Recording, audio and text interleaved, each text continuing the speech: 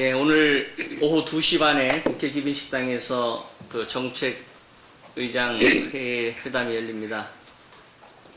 예, 정부가 1,000억 불, 우리 돈으로 130조에 대한 지급 보증을 국회에 요청하는 겁니다. 이 130조에 대한 개념이 국민들에게 잘 없는 것 같습니다. 130조는 내년 예산, 기금까지 포함한 예산의 절반 수준입니다. 현재 정부가 지급 보증하고 있는 액수는 33조입니다. 그것의 4배를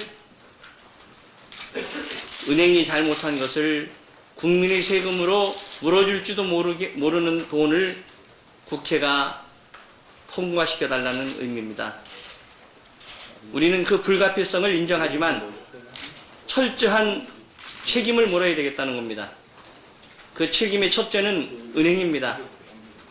은행은 IMF 사태의 교훈과 공적 자금 투입에도 불구하고 또다시 방만한 결정을 했습니다. 방만한 운영의 결과입니다. 따라서 이번 동의안을 처리하면서 반드시 은행장들에 대한 문책, 그리고 은행장을 포함한 임원들에 대한 연봉 삭감, 강도 높은 구조조정 등 자구책을 같이 가져와야만 검토가 가능하다는 말씀을 드리겠습니다.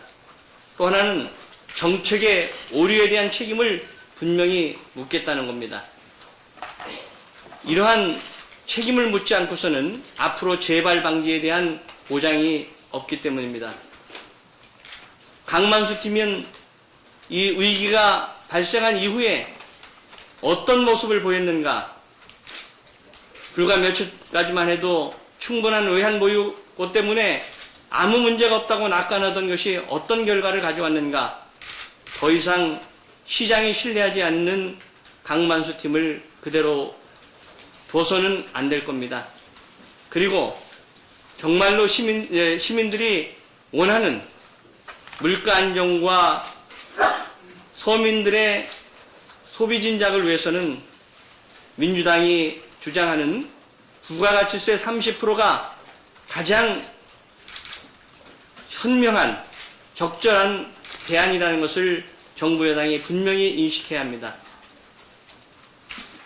대형 교통사고가 났습니다. 많은 인명이 위험에 빠졌습니다.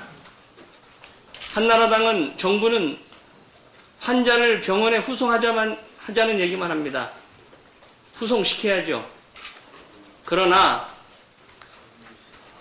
무면허 운전을 했는지, 음주운전을 했는지, 과속했는지, 신호등을 위반했는지 책임을 물어서 구속시킬 사람은 구속시키고 면허 취소할 사람은 면허 취소하고 하는 방지책, 처벌책이 전제되지 않는 한 누가 그것을 동의하겠습니까?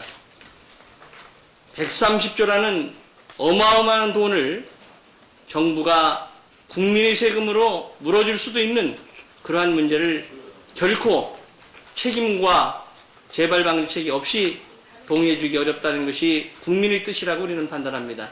이 점을 분명히 하겠습니다.